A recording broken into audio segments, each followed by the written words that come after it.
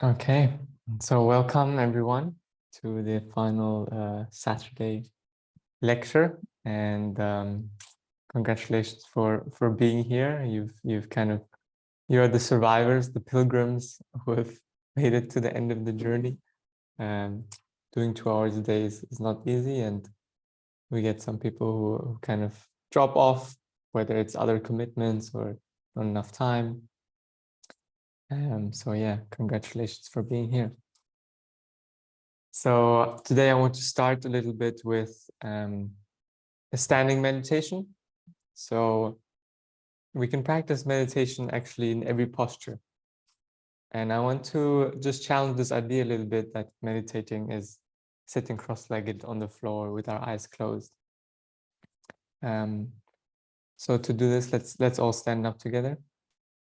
We're gonna start the first few minutes in the standing posture. And then in standing, you can just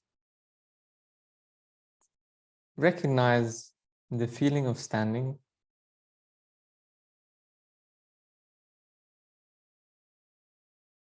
And recognize the space, the physical space that you are in.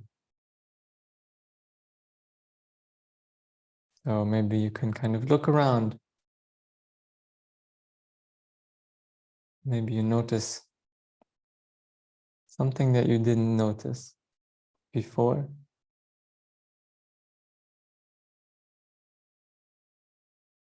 And there's also there's the visual of the physical space. There's what you can hear in the physical space.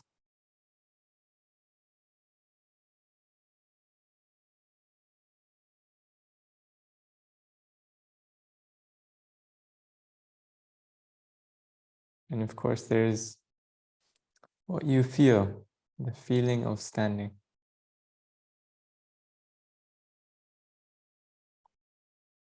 So you can kind of stand feet together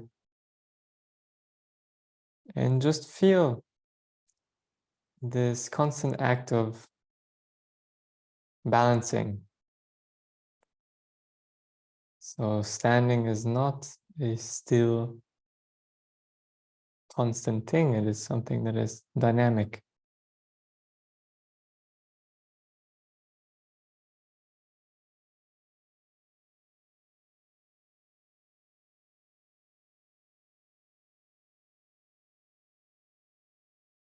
You might just allow the spine to just become a little bit longer and relaxing the rest of the body.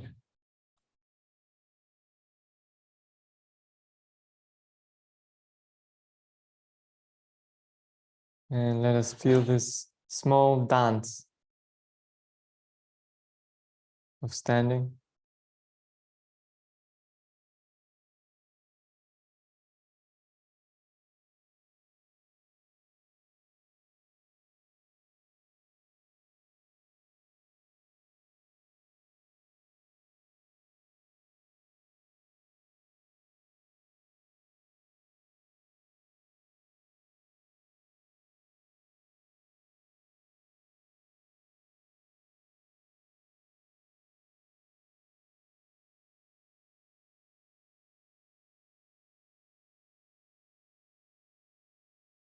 And feeling the floor, the ground which you're standing on, but not as something outside of you. Feeling the floor as how you are experiencing it inside the body. The sensation of the floor. Not the idea of the floor, the actual experience of the floor.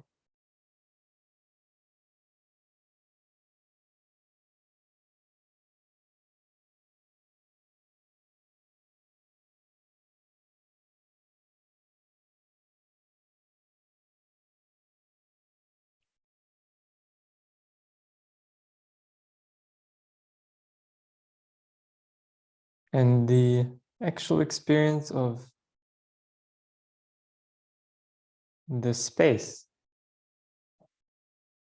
So the empty space, the air that surrounds your body,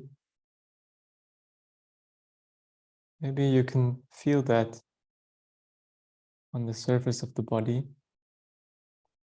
and how it feels distinctly different from the touch of the floor.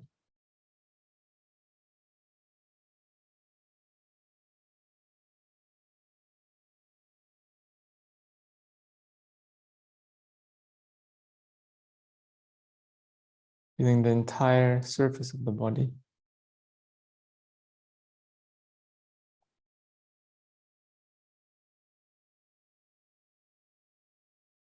Maybe you can even feel a difference between naked skin and skin which is covered by clothes.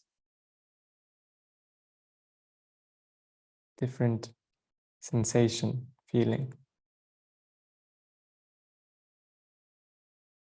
Not using your idea, but using your direct experience, your direct sensory experience.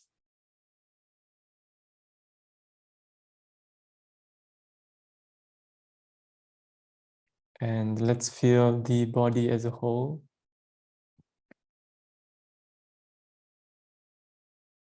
The entire body as a volume of feeling, of sensation. Feeling every cell of the body. And you'll notice that you can feel the body as a whole, but there's distinctive flavors across the entire body.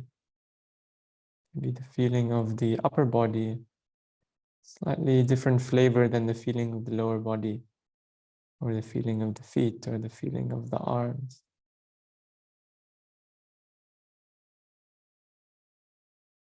And this is all sensation.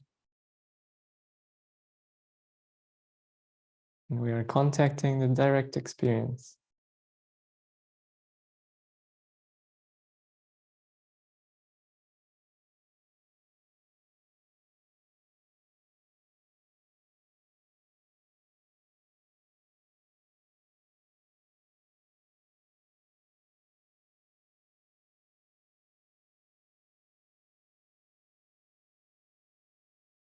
And notice any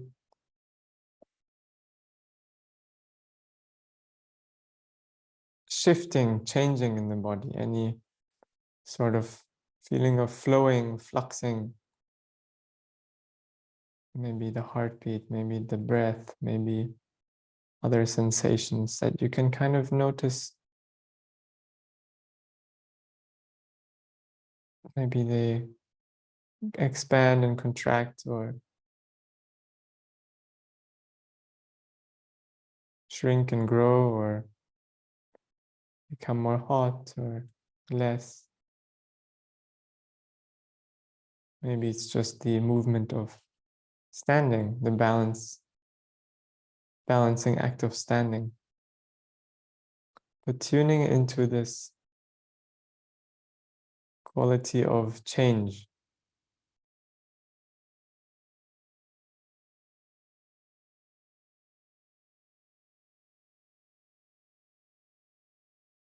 Change in your experience of the body. Not change in the body as an idea, but how we are experiencing the body.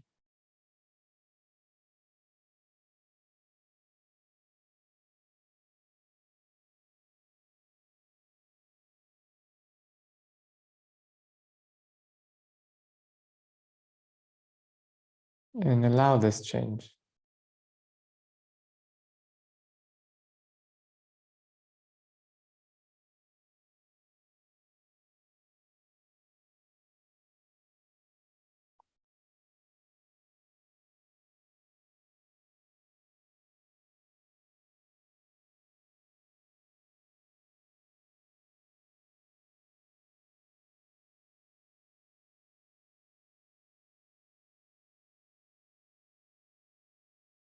And let's bring attention to the feet.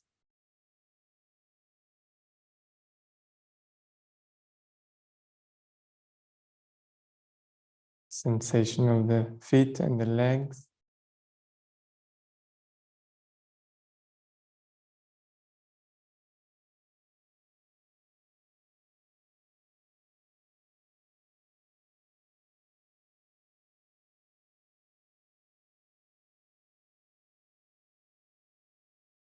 Okay, and in a moment we are going to sit down again. And I want you to, whether you keep your, so I want you to keep your eyes closed as we sit down. And I want you to maintain or see if you can continue just the awareness of the body as you do this. And you can move more slower than you would usually. This helps. And so we're going to move towards sitting. And you're going to be very aware of the feeling of doing this.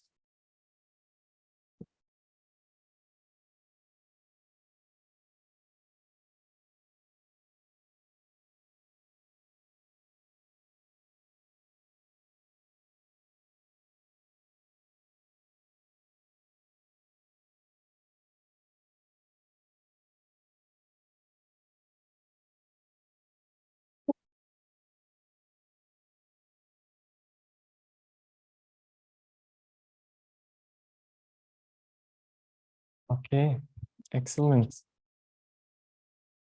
Thank you, everyone, for joining that little experiment.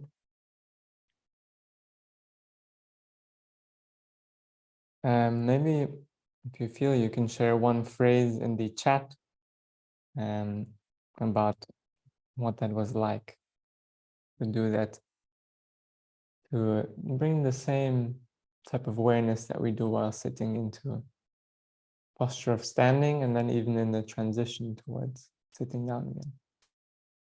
Maybe one impression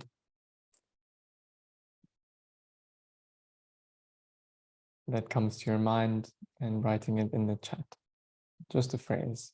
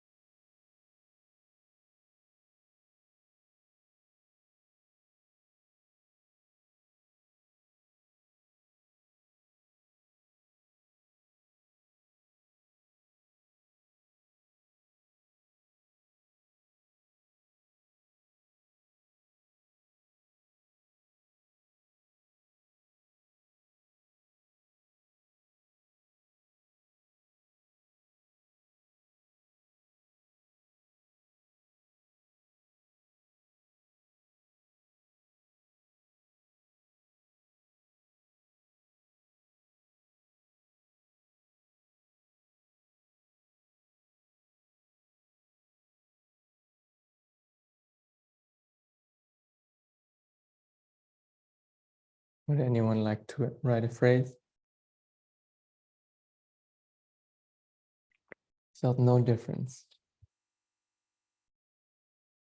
No difference between sitting and standing. Meditating and sitting and standing is what you mean?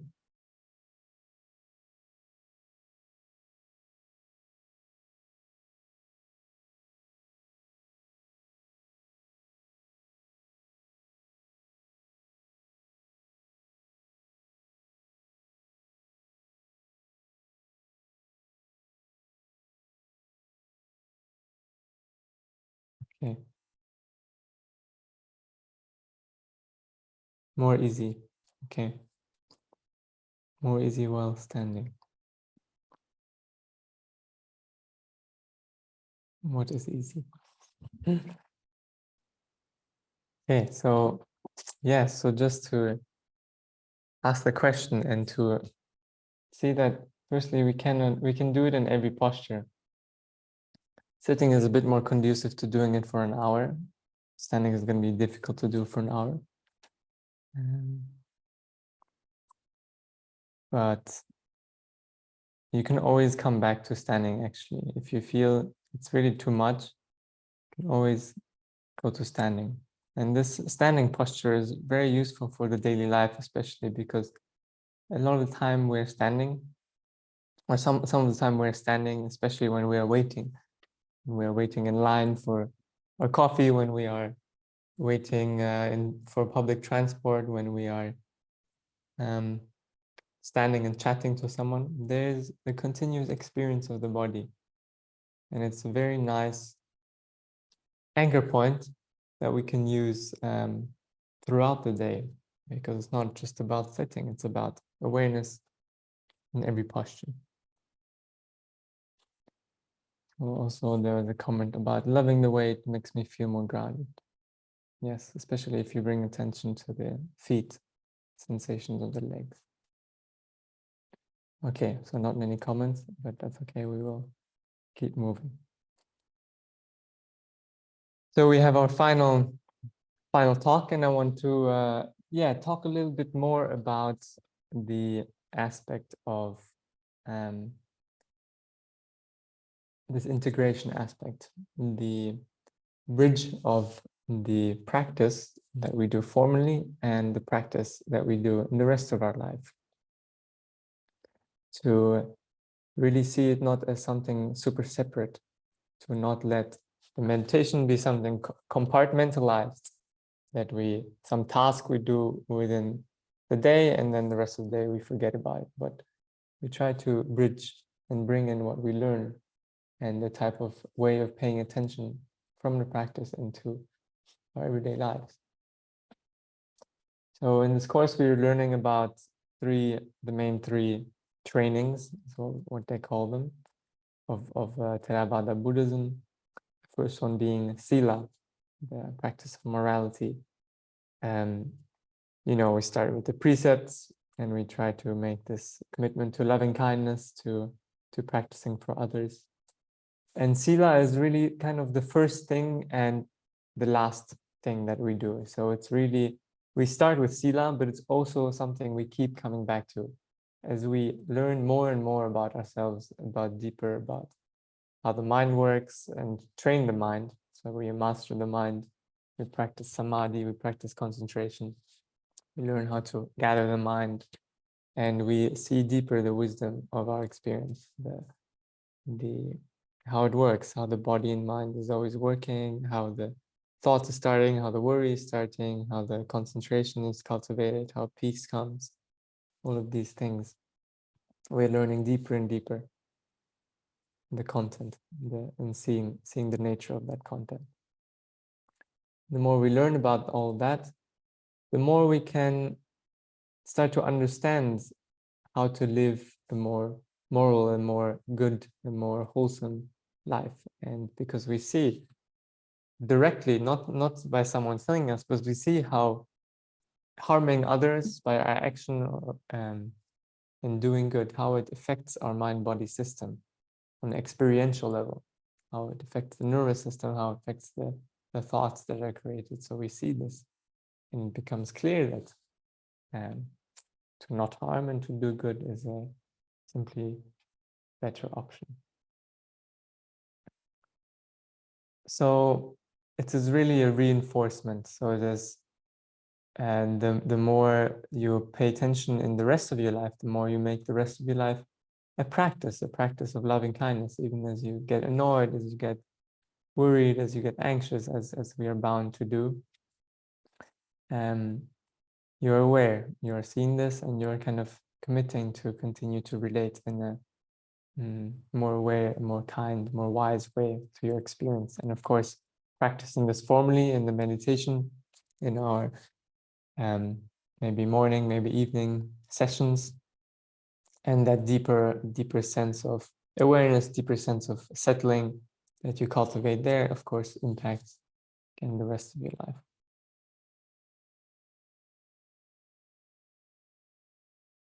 So in the Vipassana practice, we are kind of starting to deconstruct the misunderstandings. And the Buddha calls it the ignorance. And kind of not looking closely about on how the mind and body works, but being more lost in the content of the world and my place in the world. And we are just kind of starting to take off these glasses of ignorance and to look closer at what is here and how this thing works. And you probably saw that every meditation is different. So for the last 10 days, there are many different meditations and many different things appeared in your meditation. So many different manifestations of the nature of your body and mind show themselves, and you are seeing that.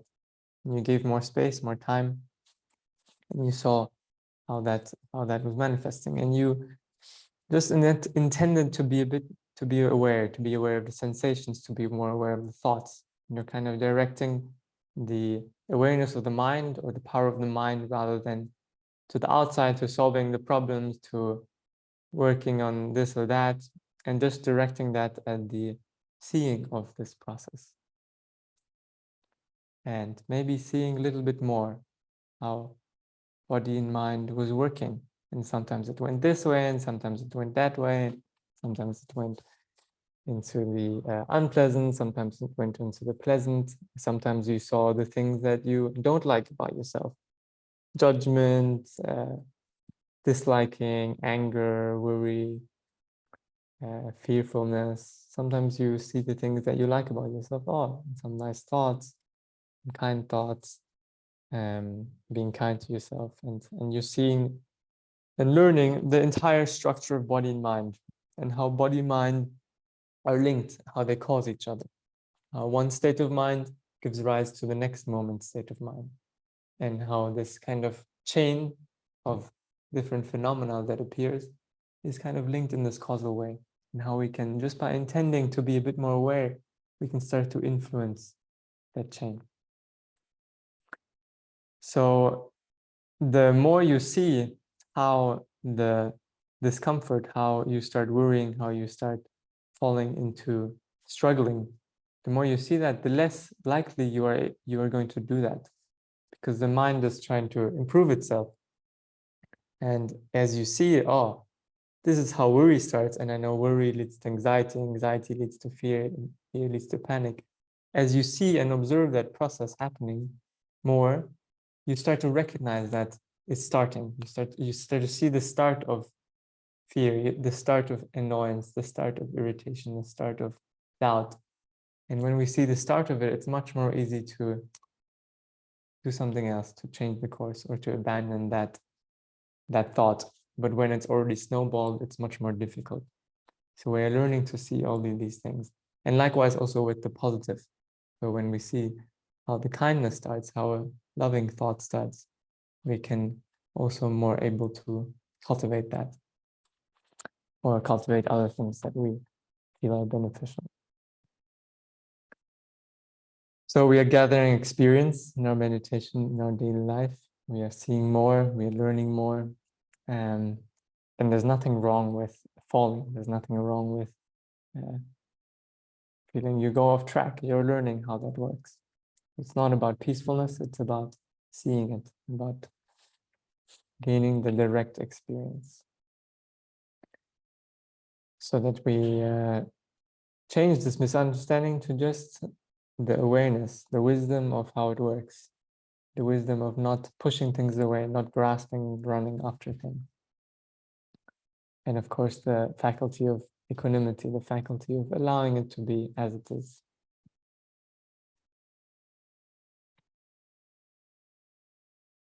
And directing that at the reality of our sensory experience at the present moment. So really what we are directly experiencing, and investigating at that level. Because this is our sensory experience is our direct experience of every moment.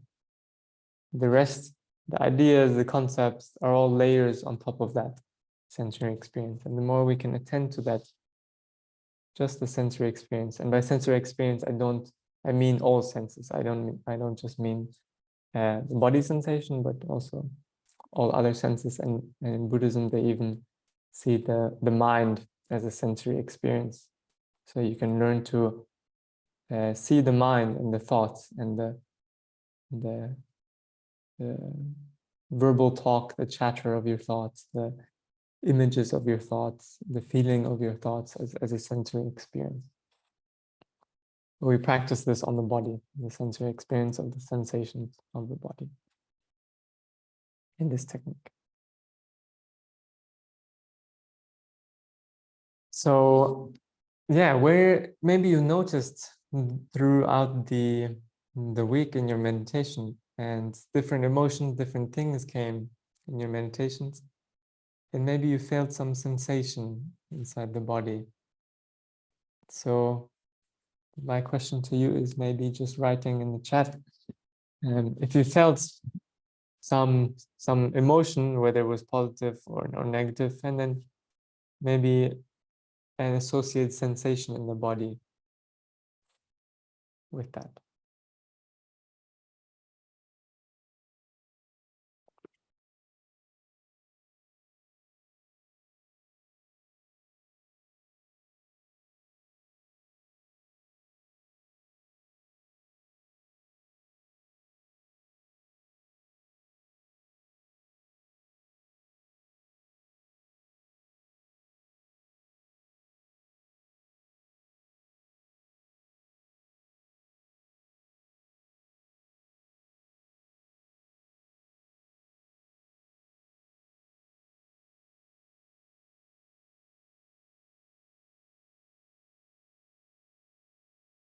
Okay. What did you feel in the throat area? Was contraction, expansion, tightness? What was there? Anxiety in the chest.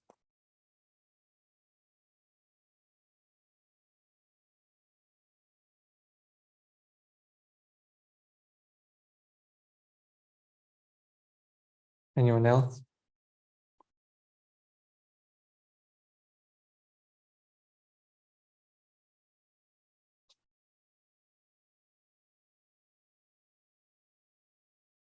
Sadness in the stomach. Tightness in the throat. Or even what sensation are you feeling now? What is the weather of the experience of the body? So we're constantly experiencing all these different things on the body level, and the sensation level, the moods, emotions, the state of physical and body and mind is closely interlinked. And as we learn to develop the sensitivity towards our sensory experience, we can see these things. And because of the training in just allowing those things to be, they're much less sticky. They come and they go. And by bringing attention to our direct experience of them, we are facing them, we are allowing them to be and developing better relationship to them, rather than being stuck in the object of the sadness, of the anxiety, thinking about the thing that is making us anxious or sad. We are just being with a direct experience of that. And we can also learn to recognize more early on as we are in our day and something happens in the outside world and we feel the sensation start. Sensation of anxiety, the sensation of annoyance. And because of the practice of Vipassana, we are just aware of that. We don't continue to think about that thing that just triggered the anxiety or the sadness. We're just aware. And the more clear that awareness, the more instantly that sensation again can dissolve.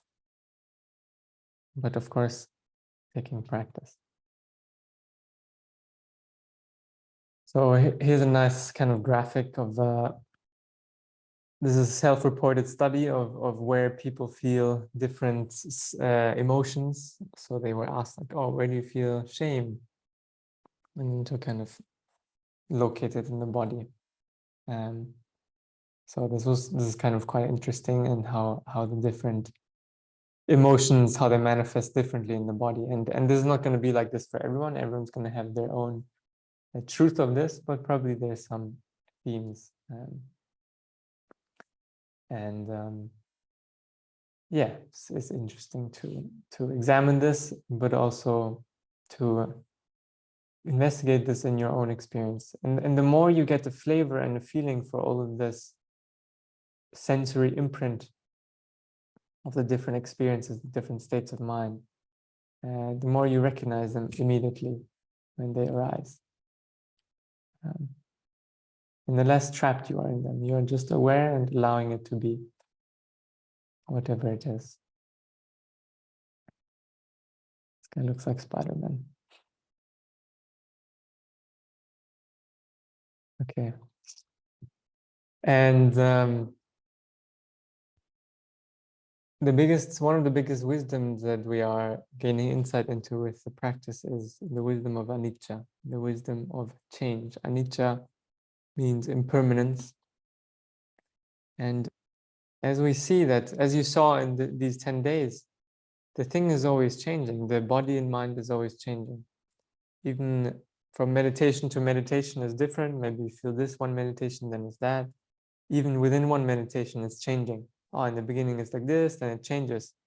And we tend to think that whatever is now is permanent, is lasting forever. Oh, I feel anxious about this meditation, and I project that into the rest of the experience. But actually it changes. And the more we can just allow it to be whatever it is, the more it allows this room, space to change, because we are not fixating it. We're not holding it. And we can see change also at a more micro level, the change of the individual sensations that make up this experience. And this is really the path as we go deeper, is to see more and more clearly this change, this anicca, this experience of, oh, the thing is already changing. What is the use of pushing it away? Already changing by itself. So changing at a macro level, seeing the change in the different feelings as they come and go. And within that, even the components of that experience, which are changing, which are arising and passing very rapidly. We are tuning into this. So we have two components of the practice as we continue. We have this kind of formal daily practice. And this formal daily practice is a little bit like brushing teeth, brushing your teeth. So you kind of make this habit of brushing your teeth, and you brush your teeth in the morning.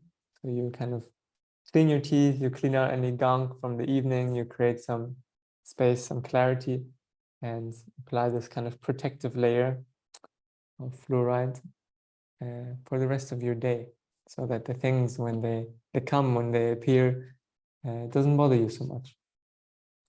And in the evening, sometimes it's also nice to kind of brush your teeth after that long day, just to settle down, and will make your sleep more clear, more, will definitely improve your sleep. So these two components of the formal daily practice.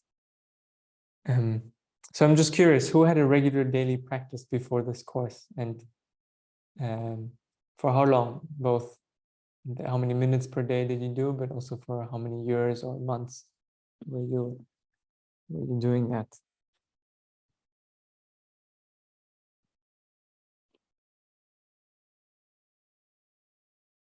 So you can just write,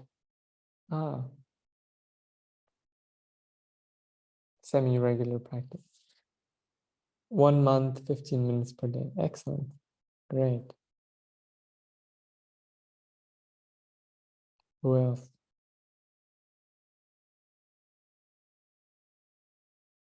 1 hour daily for 2 years. So that's excellent, Eric.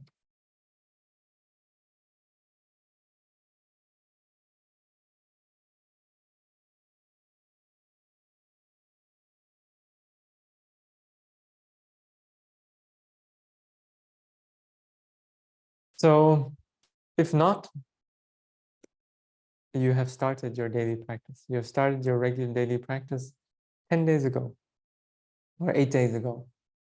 And you just continue this. And You don't need to do it for 2 hours a day after this course. It can be quite a challenge, unless you, of course, feel motivated and it's not so, you don't have to force yourself.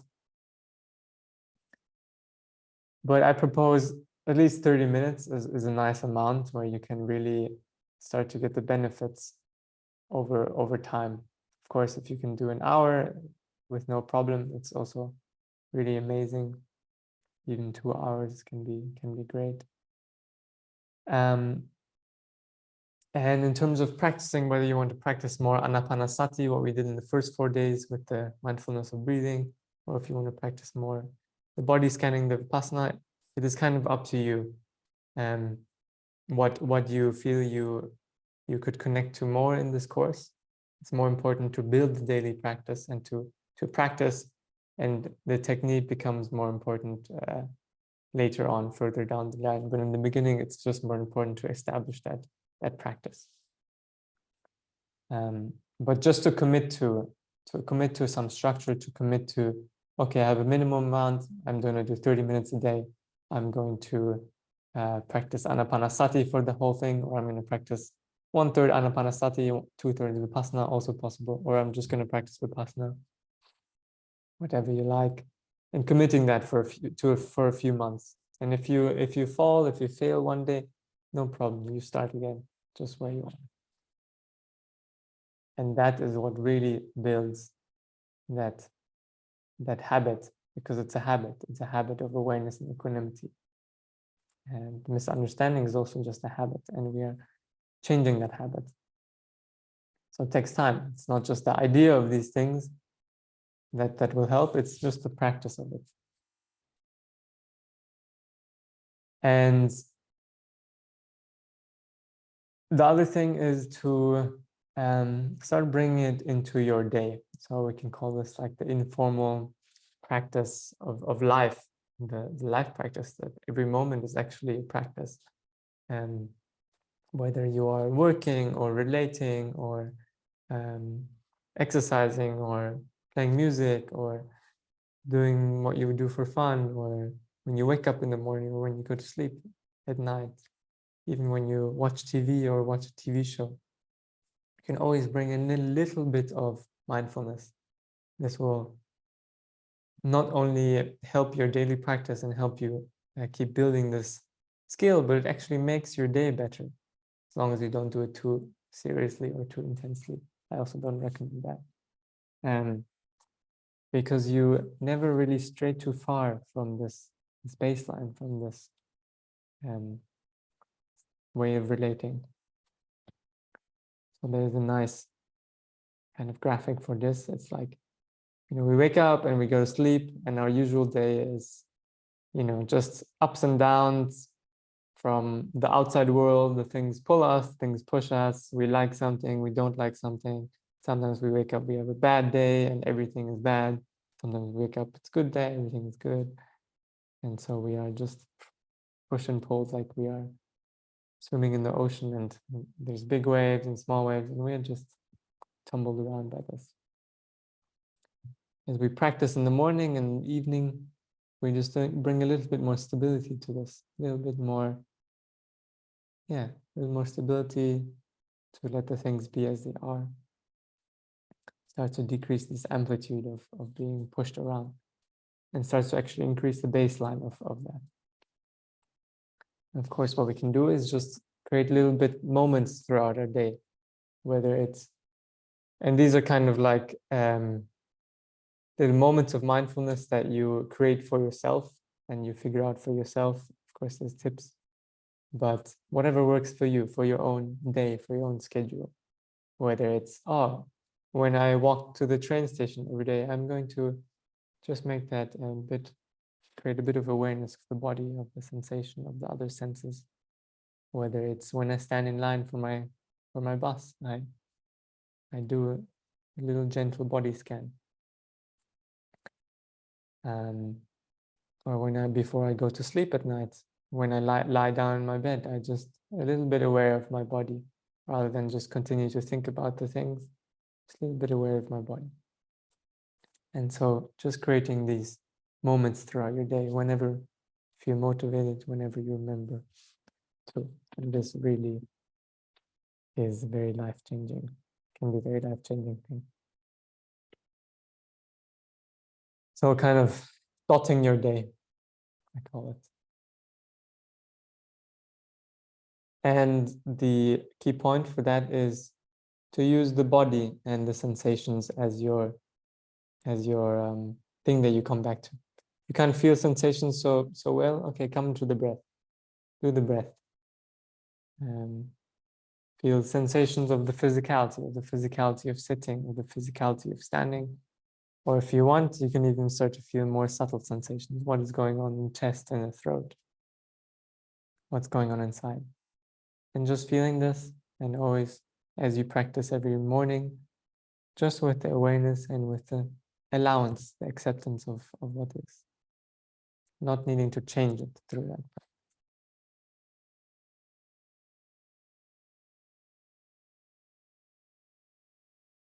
And naturally, as the awareness grows,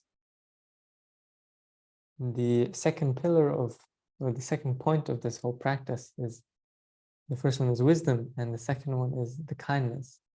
The relating to, as you learn to relate more openly, more spaciously, more with this kind of open, relaxed hand rather than this tight, fighting, struggling, holding, pushing away hand of the mind. Naturally, you relate more kind to your thoughts that you like, that you don't like. And naturally, this flows, the way you relate to the sensations, the ones you like, the ones you don't like. Naturally, this flows over to the way you relate to the things in the outside world, the people, the situations, the vicissitudes of life, the things that happen that you like, the things that happen that you don't like, the ups and downs, essentially. So as you learn to hold more space for your own emotions, your own process, your own sensations, naturally flows on to being able to be more present, be more aware of the other people that are here, and the other characters that we interact with, and that they're actually having a very similar experience to us. They're also going through happiness, suffering, and they all want the best for themselves. And we just kind of go about that in sometimes very strange ways through the misunderstanding of how it works. So we are learning more, seeing more, and practicing the kindness then. And it will arise also naturally. So the other side of this is loving kindness. To remember to do a little bit of metta every day, a little bit of loving kindness, to remember what this practice is about.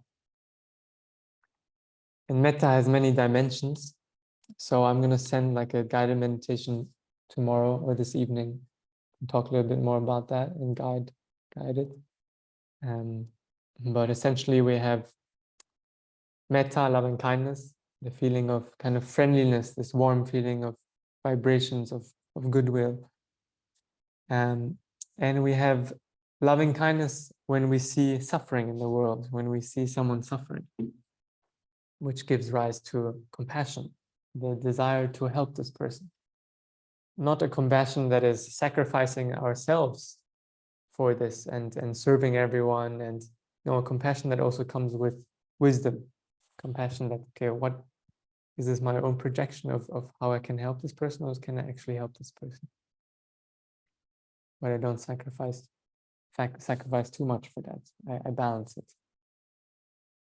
And of course, the appreciative joy, sympathetic joy, the delighting in other people's joys also becomes more natural. When someone else is happy, oh, instead of feeling jealousy or, oh, this is not me, or comparing, oh, I also, their joy is my joy.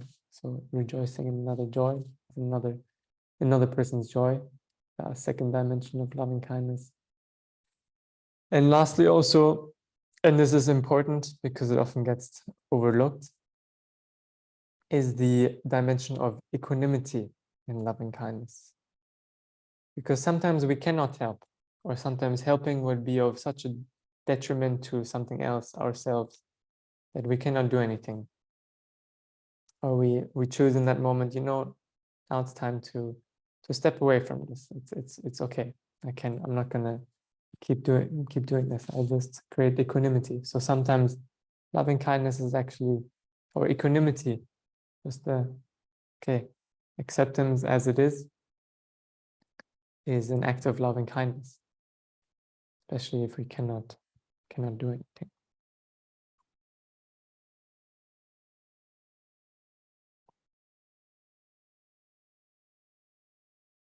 So to remember that this practice is not just about ourselves.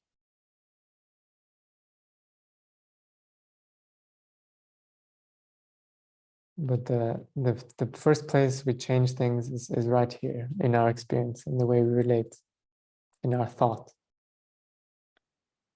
That's where it starts.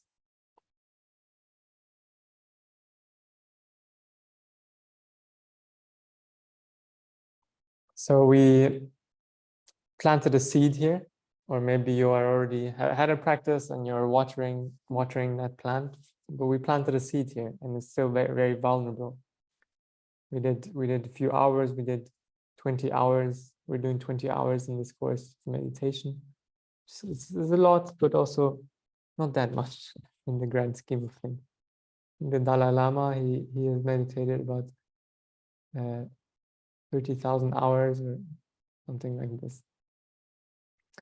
And we keep growing in this practice, and we feed this plant, we water this plant, we protect this plant through our practice, through the formal, through the informal practice, through the intention to do it. And different things will happen that will start to eat away at that.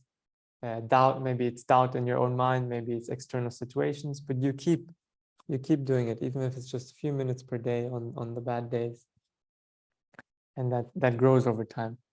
So you don't abandon the plant as soon as it shows some signs of, oh, maybe a leaf fell off something. No, just keep watering it, keep providing the fertilizer, and it survives, and it grows, and it thrives, and it continues to become more resilient. It starts to grow.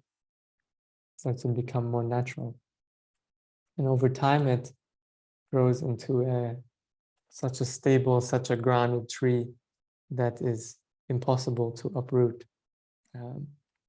A tree that also gives fruits, gives shade, provides shade to those around you, provides fruits, and it's so natural to do. It's not taking effort. So this is to grow in Dhamma, grow in the practice, the truth, to keep it going. Yes, and it is really a wonderful thing. My teacher always said, those who practice the mindfulness, they get better. It's getting better, and maybe you can't see it in a week or 2 weeks, but you see it over the time. Oh, 1 year, 2 years, 3 years, 5 years, 10 years. You see, wow, somehow this practice is work, and it's not always we understand how it works, but we see ourselves in the different situations throughout the day, how we relate to the life, how we relate to the ups and downs, how we relate to the people, how we relate to our purpose. And yeah, things start to shift. You start to surprise yourself a little bit. And it doesn't mean we'll be perfect. It means there still will be ups and downs and discomfort and clinging and pushing things away. And I also regularly experiencing still my mind going into this contraction, into this pushing away of what is. It's the nature.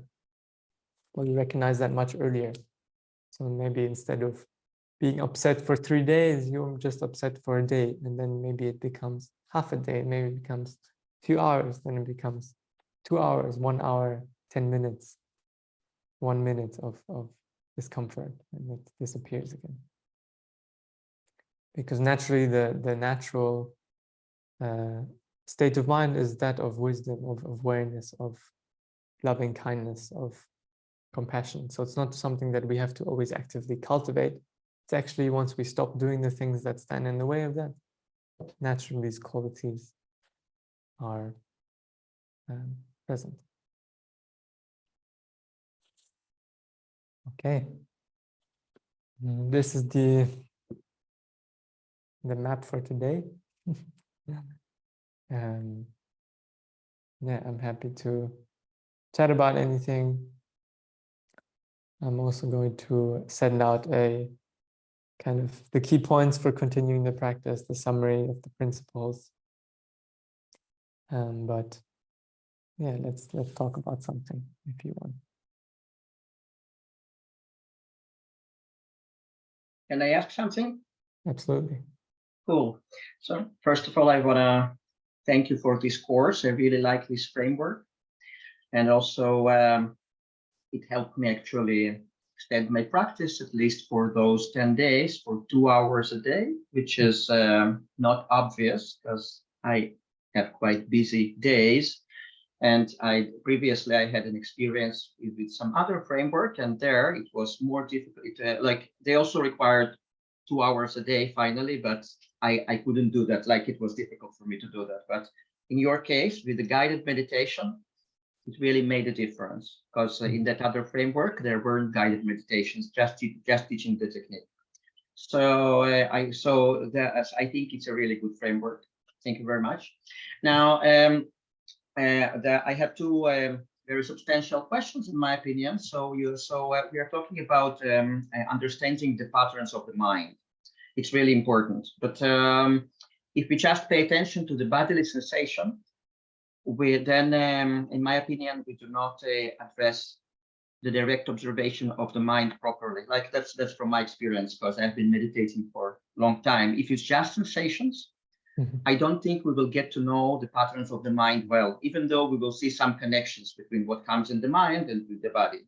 So at some point, in my opinion, if a person wants to know the patterns of the mind, they have to observe the mind directly. And there are different techniques, there are different traditions of Vipassana, including labeling, including many things. Yes. So, but in this part, so I would like to know from your personal viewpoint and from the viewpoint of this particular tradition that you are teaching, which is, I think, in the line of S.N. Goenka. Yes. Where does this point of observing the patterns of the mind directly comes in? Yes. Yeah, that's a great question. And yeah, absolutely. So my personal practice has also led me to practicing noting Mahasi Sayadaw. It's what I've been doing the last few years. Because of exactly this point that you're mentioning, I felt that I was not observing the more subtle mind states. I could observe the obvious sensations, discomfort, things, but it was more difficult to observe the unpleasant Vedana, the difficult sensations of the mind. And so my practice has also pivoted towards that. And but for everyone, the mindfulness of the body and the sensation is a great starting point, which is why I teach in the basic course. Right. But actually in the 8-week course, I teach noting. But coming back to body scanning after having done a bunch of noting, I can see more clearly because the nature of them. I mean, there's kind of this layer of the understanding the patterns in terms of a more relative sense, like all my patterns of thinking, my patterns of behavior, more the psychological aspect. And then there's understanding the characteristics of the experience of the mind and the body, the arising and passing, the anicca, the dukkha, the anatta.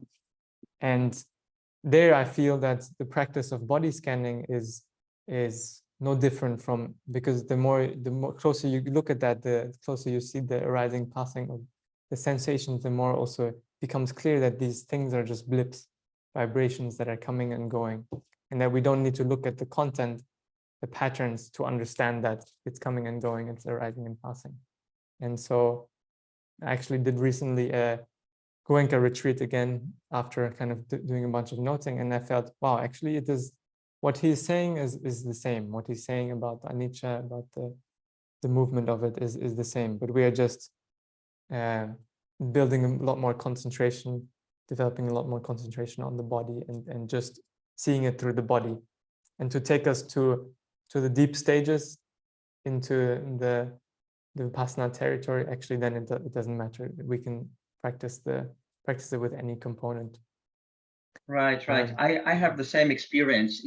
I was just interested whether in the tradition of Goenka, at some point, maybe after a few years of meditation, they do recommend observing the patterns of the mind directly, or they don't have that component there. So yeah, from my understanding, they the way it leads. So I've talked with many long-term practitioners of Goenka, people who did 30-day, 45-day retreats, and they never tell you, okay, we are looking at the mind or thoughts. It's always based on the body and the framework of sensations. But the deeper you go, the more subtle, of course, you can feel the sensations. And with every thought, no matter how small, even if it's just a little intention, there's some sensation inside the body. exactly. And so we can observe through that. But they don't recommend. They just work with the sensation all the way through. Yeah. So my personal feeling is that those two strategies or paths should just work hand in hand, like together. Like when like at some point when person develops like enough ability to body scan, like it actually one contributes to the other. Like noting and observing the mind contributes to the body scan and vice versa. Absolutely. Like it just takes it deeper. Like Absolutely. just takes it deeper. Yeah. So that was one question, and another one, also substantial one, related to the body scan. In my opinion, from my experience, oftentimes you see, and you also mentioned that when we body scan systematically, we often get certain sensation on the body, but on a different part of the body, not the one that we are supposed to observe. And that particular sensation might be connected to certain emotion or certain feeling that come up. Now, usually within the Goenka tradition, if I understand it right, they say, don't go there, just continue scanning because you'll get there anyway. You also said that, something like that.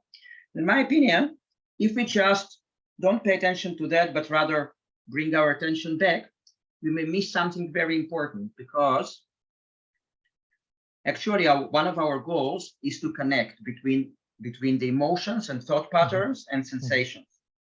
And oftentimes we can invest all our energy in something insignificant or less significant at that moment, some like trying to detect certain sensations on a part of the body, when we have really something substantial that can contribute to our understanding. For example, I have fear, I have certain feeling in my leg, let's say.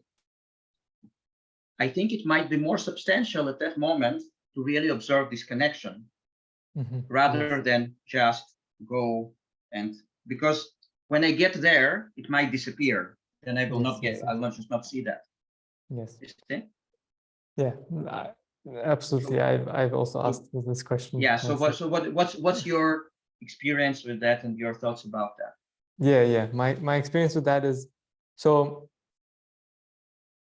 firstly, as you're scanning, as something else appears in the body, you've already noticed it. Just by the act of being aware of that, the awareness has already recognized that, and you're back to where you were. But because Vipassana is to tune into the anicca of it, and even the switching of what is in conscious experience, how it switches to the other sensation and that is also the anicca, the change in the phenomena as they're appearing. So by nature, you can't stop it from appearing and noticing it. It comes, and so the technique is to observe anicca and everything. That's also aspect. And the deeper you go, and the more the whole body is dissolving and everything is becoming sensation. And the less you are actually doing the body scan, the more it's happening. Sensations are coming, they are rising and passing. Sometimes you're more directional, sometimes you're just sweeping, and the whole sensations are revealing themselves moment to moment. And then somehow, in my experience, it doesn't matter anymore. Like you'll sweep, and then something will arise and pass, and like you continue, and you're kind of aware of the whole body at the same time, and how it's arising and passing, the whole structure of it. This has been my experience of it. Interesting. Yeah. And I also wanted to ask the last one, just if you know, yeah, if because some people say that body scan is the later invention, like it's not in the scriptures, that like the structure, like of course, observing sensations and observing the senses in general, of course, it's in the scriptures, in the suttas, but the very invention of body scan, where you just scan systematically up and down, up and down. So, Yes.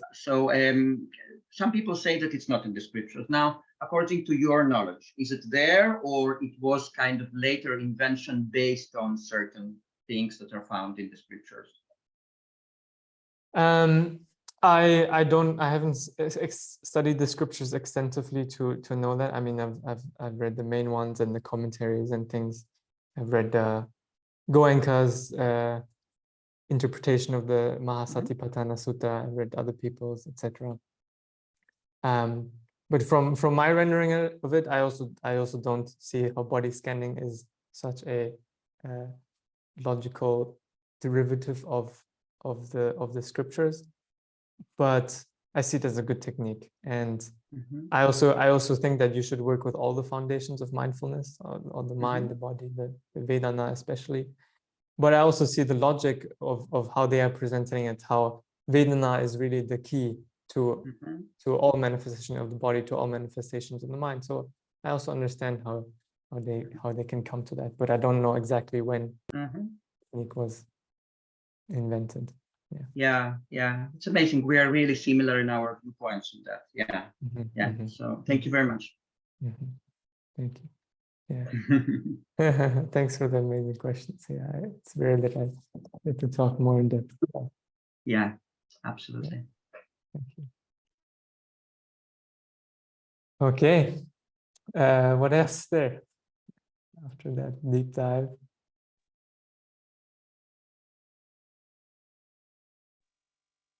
Hi, just have a basic question, Raymond. And thank you very much for the meditation, guided meditation that you send us for every day. This morning, when I was trying to do the meditation for day 8, the flow of energy that you mentioned, the canopy, I think I was more of imagining it. I don't know if I was doing it right. So could you explain that a little bit more? Like the free flowing body scanning. The free flow body scanning. I think for me, the way it was going, probably it was more of I think I was more imagining it, like the body, the picture of the outline of the body, and then something like a white light flowing through it. And that was more coming to my mind. So good you are aware of this. Good you're seeing the difference between what is really feeling it and what is imagining some picture of it happening. It's good to be able to see that. And so the flowing is kind of more difficult to do because it requires you to be able to feel sensation everywhere. So in part by part, we're kind of like, okay, this part, what's here? Maybe stay a bit. Okay, I start to feel something. Okay, go here. And it's discrete. In the flowing, it is more like a continuous movement of the attention and whatever appears as we move through it is just appearing. So we're feeling all along here. And whatever crops up while we are there and passing through, that is what we are feeling. And the more sensitive you are able to feel the sensation, the more smooth that flow becomes, and you can even do the whole body quite quickly. But if it's taking too much imagination, or you feel okay, it's not really working, I'm just imagining something, okay, then better to just stay with more the slower one, or even do the flow, but do it very slowly, like, okay, just to really feel the sensation. I see. Yeah, makes sense. But yeah, probably because when I tried doing it, I actually couldn't catch much of sensations. I was more focused on the flow. So probably you're right. And then actually after trying it 2 or 3 times, I went back to doing it bit by bit. What was told yesterday. So maybe I should practice more of that probably before trying to do the flow. Yeah, that's good. Whatever you feel is right for you. And yeah, naturally the flow comes when you're curious, when you're ready, when the mind is ready for that. Yeah. But no worries. Wherever you're working is the right way to work. If you're trying to jump ahead and trying to do it this way or something, that's actually not useful. It's better just to work with where you are, and that's the perfect technique for you. Got it. Good. Thank you so much. Thank you for the Thank question.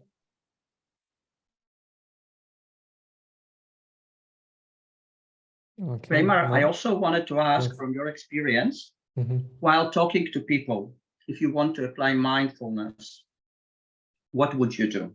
For example, you're giving a lecture, you're giving some guidance or whatever, or just having a conversation. What would you focus on at that point? Yeah. So listening is a little bit more easy than talking, of course, but listening, yeah, kind of the awareness of body sensations a little bit, but not too much, like still focusing on the content. And actually, while talking, I kind of more openly aware and allowing the speech to come, and sometimes noticing how the speech is happening by itself, like how the talking is arising, how the intentions are arising, and sometimes more like when I pause a little bit, then to like, okay, back to the body a little bit, and to kind of, but not to be too serious about, okay, I need to maintain the body while talking or something. It's too difficult. You'll become tense and contracted and not speaking openly. So yeah, like that. Interesting. Thank you. Yeah. Okay. Thank you. Yeah. Thank you. Yeah, interesting question.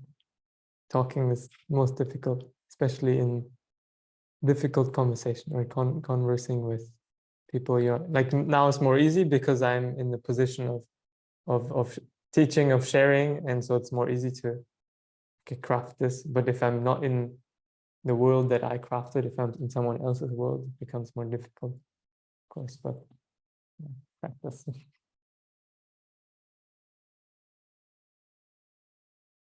Thank you.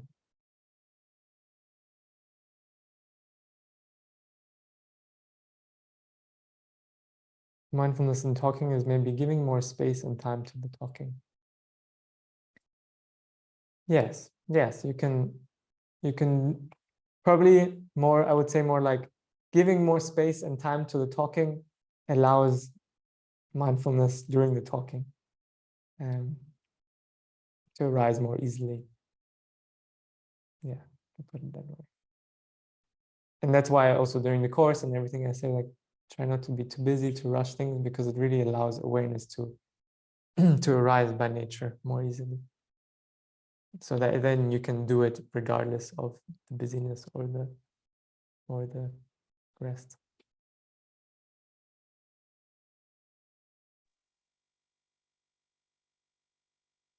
Can I ask another basic question? When we start the body scan right from the top of the head, my experience personally, I usually don't see too many sensations. I don't feel too many sensations around the head area, but as I move downwards towards other parts of the body, I can feel some. So I don't know if I'm missing something, or what kind of sensations. Could you give some examples of what could be felt in the head, that area? Yeah, sure. So in the head area, so you will feel whatever you feel, and sometimes it's more, sometimes it's less, of course. But in the head area, what you can feel, for example, is, oh, for example, does the forehead area feel different than the scalp area? And okay, some feels like there's a different quality to it. Maybe if I just look at the scalp, I cannot really discern what it is. But in contrast, there's definitely a difference in the feeling. So there's some sensation there. Okay. In the face, there's quite a lot of sensation in the face. We have a lot of nerve endings in the face, the mouth. That's why we focus here in the breathing. But maybe you can feel the jaw, the teeth, the tongue. Maybe you can feel the cheekbones. Maybe you can feel the eyes, eyeballs, the way they feel. It's maybe like some vague sense of pressure or tension sometimes in the jaw, or sometimes tingling or warmth or cold or heaviness or Right. Yeah, like a lifting feeling or sinking feeling, or sometimes, when we have headache or something, there's tension, contraction somewhere in the brain. Yeah, so it can be anything really. And it also doesn't have to be something that you need to make sense of, like, oh, it feels like this or like this. It's more, if you feel it, you're feeling something, you cannot describe it. Yeah, you're right. I mean, I do feel the difference between the front and the back part of the head area, but probably it was not very clear in my mind of what that difference is. Maybe with practice, get a little more clear. Yeah, And just on that note of feeling hot or cold, a few times from the day 5 when we started Vipassana, sometimes for a few seconds, my whole body feels like very hot, like as if it's how do I explain that? I know, as if it's emitting heat. And then that sensation stays for a few seconds, not in all the sitting sessions, but I have felt it like 3 times now. So and that time I can't feel sensation in anything else. It's like one whole body and everything feeling the same, every part just kind of emitting heat. So I don't know what to make of it. I just felt it a few times, and after that I just continue with rest of the body scan. Yeah, good. That's the right approach. So whatever it is, even if it's something that is more abnormal or more strange or more interesting, more special, more vibration, more amazing, more uncomfortable. So sometimes all these strange things, the phenomena, they're happening due to causes and conditions, and our job stays the same, just to work. So just as you did, oh, I see it happening. Okay, then it's changing, goes away. Okay, continue. And our job is just to see it, just to be aware, see the change. Okay. Not to try to make any sense of it, right? Yeah, I mean, for sure there's some reason, but then we start thinking about it, not observing it. Got it. Thank you, Raymond. Raymond, actually, I remember that I have another question. Do we still have time? Can I ask? Yeah, go ahead. Yeah, short one. Like there is this notion that we cannot divide our attention. For example, we cannot put our attention in one place and on the other place on the body. That actually our attention shifts very, very fast, and that's why we have this impression. But that wasn't my experience. So, because it's always possible to say you don't notice something, but I've been meditating for a while, so I think I would notice. I think that we can divide our attention at least between 2 spots, maybe even more. Now, I just want, and we are not here to believe in dogma. We are just here to explore. So I'm just wondering, what's your experience from your observation? whether it's possible. Actually, I just want to add that I listened to a podcast with a neuroscientist, and actually they checked this point, and they discovered that people can divide and be aware at the same times, at least 2 points. Some people can do it with more, like 3 and more. But I'm just wondering what's your experience and what are your thoughts about that? Yeah, yeah.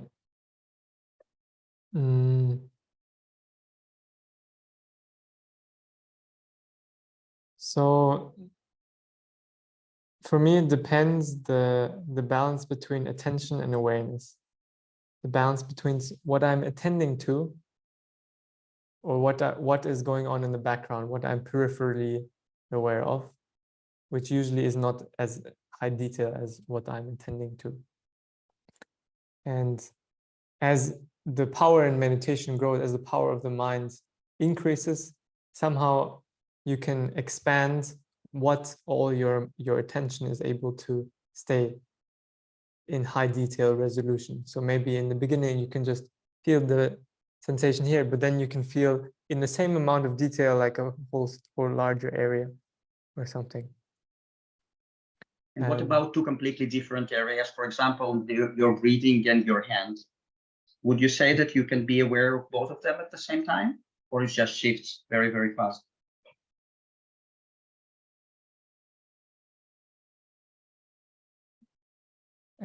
To make it 2 specific areas, I think they're shifting very quickly. So for example, sometimes in the retreat, I try to focus on both my fingertips same time. And I see that actually it's, even though it seems like it's happening simultaneously, it's rapidly alternating. But somehow that's taking also a lot of mindfulness to see how it's shifting and changing, and how the mind is putting both of those sensations and clumping together into an idea of it. Like, for example, if we put our hands together like this, we can feel this. For sure, we can feel both of the sensation of the hand. But if we try to pay closer attention to the sensation will rapidly alternate between the two, like this side and this side. But if I'm more distance, more not so close on it, and it becomes one thing. So would you say that while scanning parallel parts, which is part of Vipassana, parallel parts, would you say that the attention just shifts very, very fast while scanning both of my arms at the same time? Would you say the attention just shifts and it's not one attention? Or how do you see that?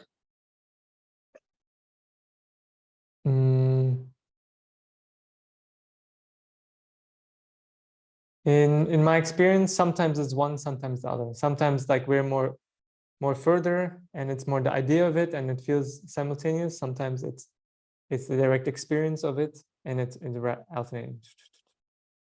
And yeah. So from your experience, like at the bottom level, there is still shifting. Like yes. it's just that's how would you say, like how would you describe your experience? At the bottom level, yeah. At the bottom of the hierarchy. Okay, thank you very much.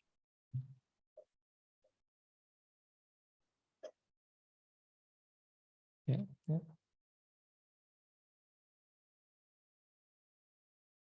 Good. Interesting questions.